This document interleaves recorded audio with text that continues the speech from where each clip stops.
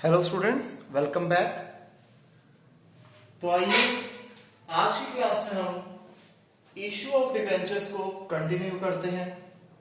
हमारा जो सबसे पहला टॉपिक है वो है under subscription of shares. Under subscription of debentures, sorry मैंने गलती से शेयर्स बोल दिया था। अंडर सब्सक्रिप्शन ऑफ डिबेंचर्स जो है इसकी कोई अलग से जर्नल एंट्री नहीं होती। जो जर्नल एंट्री हमने पहले की थी सेम वही जर्नल एंट्री होती है। बस फर्क इतना होता है कि हम लोग यानी कि कंपनी जितने डिबेंचर्स बेचना चाहते थे उससे कम डिबेंचर्स के लिए लोगों ने अप्लाई किया, तो पूरे ही क्वेश्चन में उस कम फिगर वाले अमाउंट से हम क्वेश्चन को सॉल्व करेंगे। फॉर एग्जाम्पल, अगर कंपनी 10,000 डिबेंचर बेचना चाहती थी और लोगों ने 9,000 डिबेंचर्स के लिए अप्लाई करा, तो हम अमाउंट को मल्टीप्लाई करेंगे 9,000 डिबेंचर से। एग्जाम्पल के लिए मैंने ले लिया इलस्ट्रेशन 10। एक कंपनी 10,000 11% डिबेंचर्स बेचना चाहती थी 100 रुपए वाले 10 रुपए प्रीमियम पे 110 रुपए पे। पूरे का पूरा अमाउंट एप्लीकेशन पे आना है। लोगों ने अप्लाई किया 9,000 डिबेंचर्स के लिए। जर्नल एंट्री करिए। लमसम का केस है। पहली जर्नल एंट्री होगी bank account debited to debenture application and allotment account. 9,000 debentures को 110 रुपए से मल्टीप्लाई कर दो, ये आ जाएगा 9,90,000 रुपए। ठीक है जी। नेक्स्ट एंट्री क्या हो जाएगी? Debenture application and allotment account debited to 11% debentures account to securities premium reserve account. Debenture application और अलॉटमेंट में सेम अमाउंट आ जाएगा जो ऊपर लिखा था 9,90,000 रुपए। डिबेंचर्स में कितना आ जाएगा? 9,000 डिबेंचर 100 रुपए वाले हैं यानी कि 9 लाख रुपए, और एसपीआर में आ जाएगा 9,000 डिबेंचर 10 रुपए प्रीमियम 90,000 रुपए। आप देख रहे हैं फर्क क्या आया? सिर्फ और सिर्फ जिस फिगर से मल्टीप्लाई करते थे नॉर्मल क्वेश्चन में इसे 10,000 से किया जाता था, अगर हम इस पर्टिकुलर क्वेश्चन को कंसीडर करें, और अंडर सब्सक्रिप्शन में 9,000 से हमने मल्टीप्लाई करा।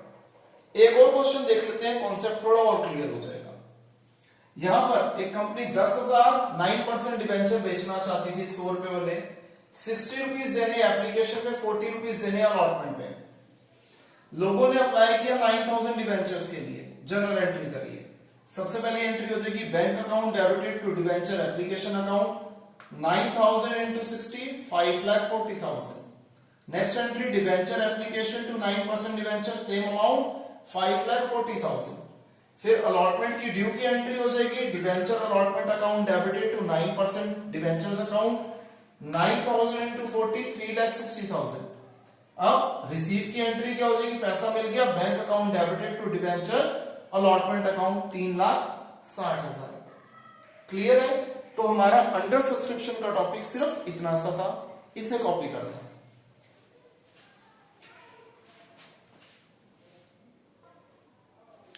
तो स्टूडेंट्स, नेक्स्ट हमारा टॉपिक है issue of debentures for consideration other than cash. यानी कि हमने डिबेंचर्स को इश्यू किया पैसे के लिए नहीं बल्कि किसी और चीज के लिए। यहां पर किसी और चीज में क्या आएगा? हमने कोई किसी वेंडर से मशीनरी खरीद ली और उसे पैसे देने के बजाय विद म्यूचुअल कंसेंट हमने उसे अपनी कंपनी के डिबेंचर्स इश्यू कर दिए। या फिर हमने कोई बिजनेस टेक ओवर कर लिया और उस बिजनेस ऑनर को पैसे देने के बजाय विद म्यूचुअल कंसेंट उसे अपनी कंपनी के डिबेंचर्स इश्यू कर दिए।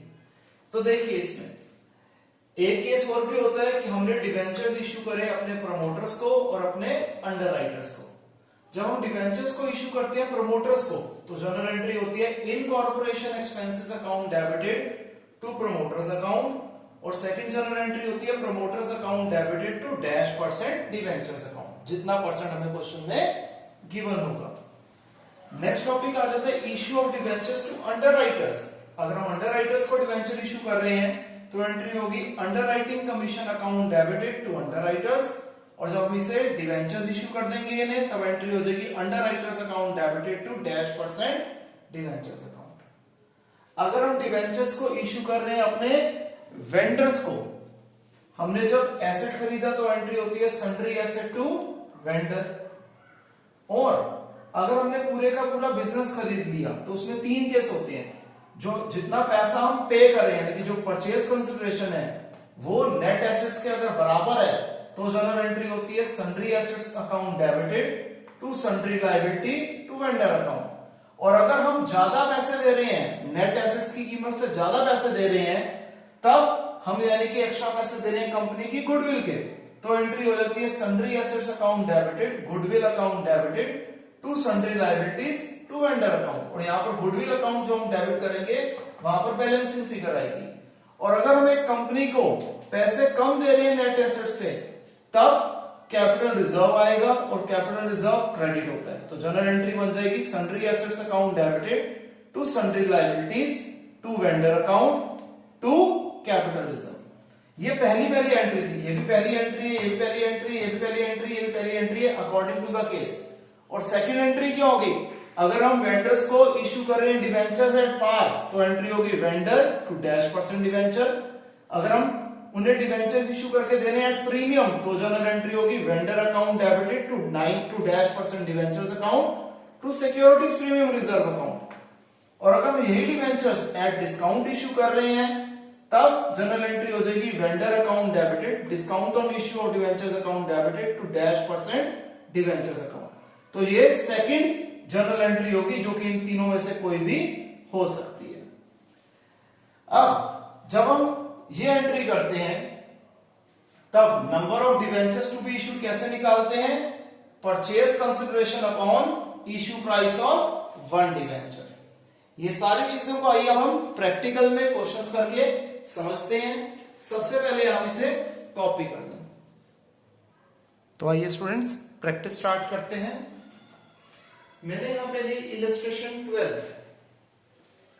हमारी कंपनी ने 9,90,000 रुपए के एसेट्स खरीदे भगत एंड कंपनी से, ठीक है जी। और उसके बदले में 11% डिवेंचर 100 रुपए वाले हम इश्यू कर रहे हैं। केस नंबर 1 में हम डिवेंचर्स को इश्यू कर रहे हैं एट पार, केस नंबर 2 में 10% प्रीमियम पे, और केस नंबर 3 में 10% डिस्काउंट पे हम डिवेंचर्स इश्यू कर रहे हैं।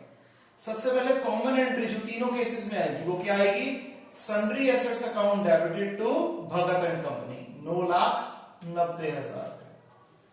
फिर एडिशनल एंट्रीज फॉर केस 1, जब हम डिवेंचर्स को एट पार इश्यू कर रहे हैं, तब एंट्री होगी वेंडर टू -% डिवेंचर, तो यहां एंट्री हो जाएगी Bhagat and company debited to 11% debentures. Amount कैसे लिखेंगे? ये केस 1 की वर्किंग नोट्स है। 9,90,000 रुपए को 100 रुपीज से डिवाइड करेंगे, क्योंकि यहां पर शेयर डिवेंचर कितने का है? 100 रुपीज का। तो हम 9900 डिवेंचर्स इश्यू कर रहे हैं, जिसकी फेस वैल्यू 100 रुपीज के हिसाब से बनती है 9,90,000 रुपए। तो अमाउंट सेम 9,90,000 रुपए आ गया। केस नंबर 2 में हम डिवेंचर्स को 10% प्रीमियम पे इश्यू कर रहे हैं, तो जनरल एंट्री होगी Bhagat and company debited to 11% debentures account to SPR account. यहां पर हम 100 रुपए वाला डिवेंचर 10% प्रीमियम पे 110 रुपए पे इश्यू कर रहे हैं, तो 9,90,000 को 110 से डिवाइड करो, 9,000 डिवेंचर इश्यू कर रहे हैं, फेस वैल्यू ऑफ 1 डिवेंचर थी 100, तो फिगर आ गई 9 लाख रुपीस। तो इसका मतलब भगत एंड कंपनी में तो 9,90,000 आएगा, लेकिन डिवेंचर्स में आएगा 9 लाख रुपए, और बैलेंसिंग फिगर 90,000 रुपए की वो आ जाएगी SPR में।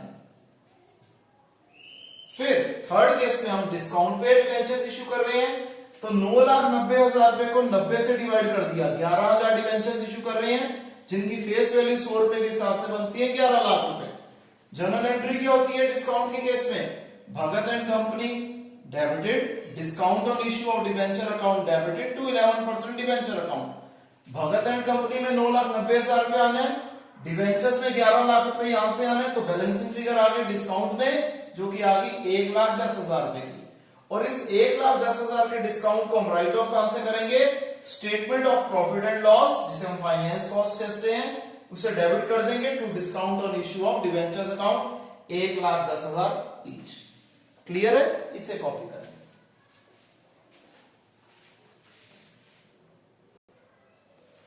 तो आइए नेक्स्ट हम देखते हैं इलस्ट्रेशन 13। यहां पे हमने 7 लाख रुपीस के एसेट खरीदे और 60,000 रुपीस की लायबिलिटीज ली हमने। किसकी? वाई लिमिटेड की। तो यहां वेंडर है वाई लिमिटेड। परचेज कंसिडरेशन हम दे रहे हैं 6,60,000 रुपए। अगर हम देखें नेट एसेट्स की वैल्यू क्या थी? 7 लाख में से 60,000 गया 6,40,000, और हम दे रहे हैं 6,60,000, तो 20,000 एक्स्ट्रा हम दे रहे हैं गुडविल के।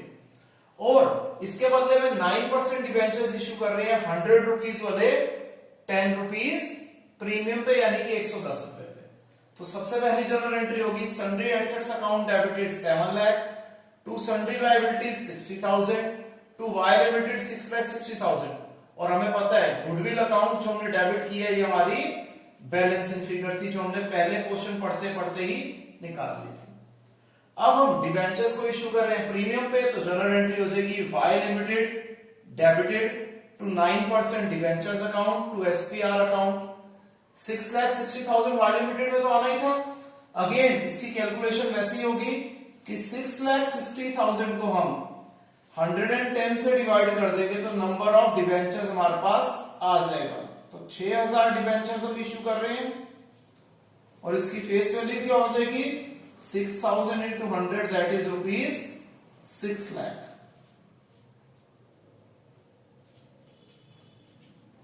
तो 60,000 आ गया हमारा एसपीआर, जो कि अगेन हमारी बैलेंसिंग फिगर। फिर हमने लिया इलस्ट्रेशन 16। हमने एसेट्स खरीदे 8,40,000 रुपए की और लायबिलिटीज ली 80,000 रुपए की हे लिमिटेड की, और हम उनको पैसे दे रहे हैं 7,20,000 रुपए। बनते कितने थे 8,40,000 में से 80,000 गए 7,60,000, हमने दिए 7,20,000, तो 40,000 जो कम दिए हैं वो कैपिटल रिजर्व के कारण दिए। तो यहां तक की जनरल एंट्री क्या बन जाएगी sundry assets account debited 8,40,000 to sundry liabilities 80,000, capital reserve जो कि बैलेंसिंग फिगर है हमारी ये निकल आई 40,000 टू हे लिमिटेड जो कि है 7,20,000। अब हम डिबेंचर्स इश्यू कर रहे हैं 10% डिबेंचर्स इश्यू कर रहे हैं हम 100 रुपए वाले 10% डिस्काउंट पे, यानी कि 90 रुपए पे। तो जनरल एंट्री क्या हो जाएगी डिस्काउंट की हे limited debited discount on issue of debentures account debited to 10% debentures account. Again इसकी कैलकुलेशन क्या हो जाएगी 7,20,000 रुपए को हम डिवाइड करेंगे 90 से, तो number of debentures to be issued निकल आएगा। आज 8,000 डिबेंचर है, 100 रुपए एक फेस वैल्यू थी एक डिबेंचर के, तो 8 लाख रुपए के डिबेंचर्स आ गए। तो हे लिमिटेड डेबिटेड 7,20,000 टू 10% डिबेंचर्स ये 8 लाख आएगा और बैलेंसिंग फिगर आ जाएगी 80,000 रुपए की, जो कि है discount on issue of debentures account. अब इसमें एक पॉइंट अलग से दिया हुआ है, आपको पता है वैसे हम इस 80,000 रुपए के डिस्काउंट को राइट ऑफ करते थे statement of profit and loss से, लेकिन यहां पर बोला हुआ इसे राइट ऑफ करना है कहां से एसपीआर से। हमारे पास ऑलरेडी एसपीआर में 1 लाख रुपए पड़े हुए थे, उसमें से हम इस 80,000 रुपए को राइट ऑफ कर देंगे। तो जनरल एंट्री हो जाएगी SPR account debited to discount on issue of debentures account 80,000 each. Clear है स्टूडेंट्स, इसे कॉपी करें।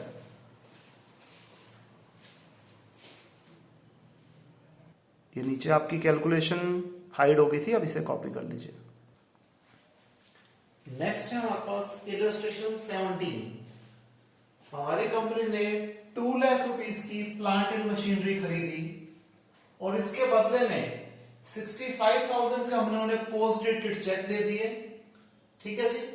और बचे हुए 1,35,000 रुपए में हम क्या कर रहे हैं 6% डिवेंचर्स इश्यू कर रहे हैं 100 रुपीज वाले 10% डिस्काउंट पे, जो कि 10 रुपीज ही निकलेगा। और हमारे पास 10,000 रुपए एसपीआर में पड़े हुए हैं, इस पैसे का हम यूज करेंगे जब हम डिस्काउंट को राइट ऑफ कर रहे होंगे। तो सबसे पहली एंट्री होगी plant and machinery account debited to vendor account 2 lakh rupees, फिर vendor account debited 2 lakh rupees to bank account, जो हमने पीडीसी चेक दिया वो हो जाएगा 2 बैंक अकाउंट। और यहां पर हम 1,35,000 रुपए के डिवेंचर दे रहे हैं, 100 रुपए वाला 10 रुपए डिस्काउंट पे 90 रुपए पे इश्यू कर रहे हैं, तो 1,35,000 को 90 से डिवाइड कर देंगे तो number of debentures to be issued आ गया, जो कि आ गया 1,500। इन 1,500 डिवेंचर्स की फेस वैल्यू क्या थी 1.5 लाख रुपए, तो 26% डिवेंचर्स आएगा 1.5 लाख रुपए, टोटल हो गया 2,15,000 रुपए। तो 15,000 रुपए की बैलेंसिंग फिगर आ गई डेबिट साइड पे, जो कि होगी discount on issue of debentures account. अब हमने ये जो 15,000 रुपए का डिस्काउंट है, इसे राइट ऑफ कैसे करेंगे? 10,000 रुपए तो हम ले लेंगे एसपीआर से, और बचे हुए 5,000 रुपए कहां से लेने पड़ेंगे? Statement of P and L, that is finance cost, और फिर हम 15,000 रुपए को राइट ऑफ कर देंगे, जो कि किससे रिलेटेड था? Discount on issue of debenture से रिलेटेड था। अगला क्वेश्चन बहुत ज्यादा आसान है, इसमें जो हमने जर्नल एंट्री याद करी थी वही लिखनी है कि हमने 2000 डिबेंचर्स 10% डिबेंचर्स इश्यू किए 100 रुपए वाले अपने प्रमोटर्स को उनकी सर्विसेज के लिए, और 1010% डिबेंचर 100 रुपए वाले इश्यू करे अंडर राइटर्स को उनकी अंडर राइटिंग कमीशन के लिए। जनरल एंट्री पास करिए, क्या हो जाएगा? Incorporation expenses account debited to promoters 2000 into 100 that is 2 lakh. Next journal entry क्या हो जाएगी? Promoters to 10% debentures account, same figure 2 lakh. फिर जो हमने अंडर राइटर्स को इश्यू करे डिबेंचर्स, उसकी एंट्री क्या हो जाएगी? Underwriting commission account debited to underwriters 1000 into 1000 into 100 that is 1 lakh. Next journal entry क्या हो जाएगी? Under writers account debited to 10% debentures again 1000 into 100 1 lakh. यहां पर क्या थी? 2000 डिबेंचर्स थे 100 रुपीज वाले, तो 2 लाख आ गया था। अब ये जो हमारा 2 लाख और 1 लाख रुपए का खर्चा है 3 लाख रुपए का, इसे हम कहां से चार्ज करेंगे? Statement of P and L that is finance cost 3 lakh, to incorporation expenses account 2 lakh, to underwriting commission account 1 lakh. Clear students? तो यहां पर हमारा ये टॉपिक कंप्लीट होता है। आइए नेक्स्ट टॉपिक करते हैं जो कि है कोलेटरल सिक्योरिटी का। पहले आप इसे कॉपी कर लें।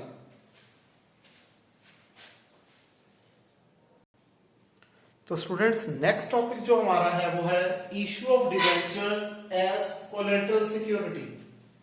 इसमें दो तरह के क्वेश्चन आते हैं। पहला केस होता है जब जनरल एंट्री पास नहीं करनी होती, और दूसरा केस होता है, दूसरा मेथड होता है जिसमें हमें जनरल एंट्री पास करनी होती है। तो इसे सीधा प्रैक्टिकली क्वेश्चन के अंदर ही समझा देता हूं, अलग से कॉन्सेप्ट में आपको नहीं दे रहा, क्योंकि सिंपल सा कॉन्सेप्ट है, हमें क्वेश्चन के अंदर ही क्लियर हो जाएगा। यहां पर हायत लिमिटेड ने 8 लाख रुपए का लोन लिया एसबीआई से, और उसके बदले में 10,000 9% डिबेंचर 100 रुपीज वाले इश्यू कर दी एज कोलेटरल सिक्योरिटी। हमें बैलेंस शीट में इसकी ट्रीटमेंट दिखानी है। केस नंबर 1 है जब जनरल एंट्री पास नहीं करते, और केस नंबर 2 है जब जनरल एंट्री हम पास करते हैं। सबसे पहले हमें बैलेंस शीट बनानी है जब जनरल एंट्री पास नहीं करते। तब क्या होता है? हम लिखेंगे extract of balance sheet of Hayat limited as at, जो हमें डेट गिवन होगी। ये सिर्फ एक बैलेंस शीट का हम पार्ट जिसमें हमने इसे हाईलाइट करना है वो बना रहे हैं। परफॉर्मा हो जाएगा particulars, note number, amount. Equity and liabilities heading हो गई, इसके अंदर आ जाएगा नॉन करंट लायबिलिटीज, ये सब हेडिंग हो गई, और इसमें आ जाएगा लॉन्ग टर्म बोरोइंग्स जो कि है 8 लाख रुपए की। नोट नंबर 1 इसलिए डाल दिया क्योंकि नोट नंबर 1 में हम लिखेंगे लॉन्ग टर्म बोरोइंग्स के अंदर loan from state bank of India यानी कि एसबीआई 8 लाख रुपए का, और यहां इसे ब्रैकेट में हम प्रॉपर इसकी क्लैरिफिकेशन देंगे, secured by the issue of 10,000 9% debenture of 100 is as collateral security. Clear? Case number 2 में जनरल एंट्री एक्स्ट्रा आ जाती है जो कि क्या होती है? Debenture suspense account debited to -% debenture according to the question. तो यहां पर कितने रुपए के डिबेंचर्स आ जाएंगे? 10,000 into 100 that is 10 lakh rupees. Balance sheet के अंदर हम देखेंगे तो कोई भी चेंज हमें नहीं दिख रहा, नोट्स टू अकाउंट्स में चेंज आएगा। क्या चेंज आएगा? यहां तक तो हमने इसमें भी लिखा था long term borrowings loan from state bank of India.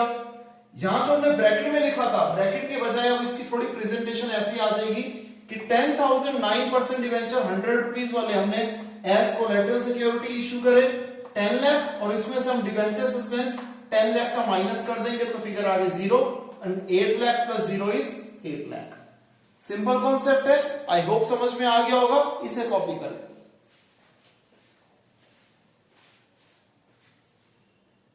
Next question जो हमारे पास है कोलेटरल सिक्योरिटी का, वो केस है कि जब जिस कंपनी ने बोरो करे होते हैं पैसे, वो अपने ना ही लोन चुका पाते हैं और प्लस उसके ऊपर कुछ इंटरेस्ट आउटस्टैंडिंग हो जाता है, वो भी उन्हें देना पड़ता है। तो इलस्ट्रेशन 21 में कहते हैं कंपनी ने 10% डिबेंचर 100 रुपीस वाले एज कोलेटरल सिक्योरिटी इशू करे थे, एक लोन जो कि उन्हें 8 लाख रुपए का देना बैंक से लिया था। अब क्योंकि ये लोन पे नहीं कर पाए, प्लस इसके ऊपर 2 लाख रुपए का इंटरेस्ट भी आउटस्टैंडिंग हो गया था, ऑन 31 मार्च 2020, तो सेम डेट पे देना बैंक ने अपने राइट्स का यूज करते हुए इन कोलेटरल सिक्योरिटी वाले डिवेंचर्स को अपने पास रख लिया। तो जर्नल एंट्री क्या हो जाएगी, सबसे पहले 10% debentures account debited to debenture suspense account 10 lakh each. Next journal entry हो जाएगी loan account debited 8 lakh, outstanding interest account debited 2 lakh to 10% debentures 10 lakh. यानी कि इन्होंने जो 10 लाख रुपए के डिवेंचर्स थे उन्हें अपने पास रख लिया, ठीक है जी। और हमारी कंपनी ने अपनी बुक्स में एंट्री क्या करी कि ये डिवेंचर्स उन्होंने परमानेंटली उन्हें इशू कर दिए। क्लियर। तो यहां पर हमारा ये कोलेटरल सिक्योरिटी का कॉन्सेप्ट खत्म होता है। नेक्स्ट कॉन्सेप्ट हमारा है various cases from the point of view of redemption, जो कि हम नेक्स्ट क्लास में करेंगे। इसे कॉपी कर लीजिए, मिलते हैं नेक्स्ट क्लास में। तब तक के लिए बाय, टेक केयर।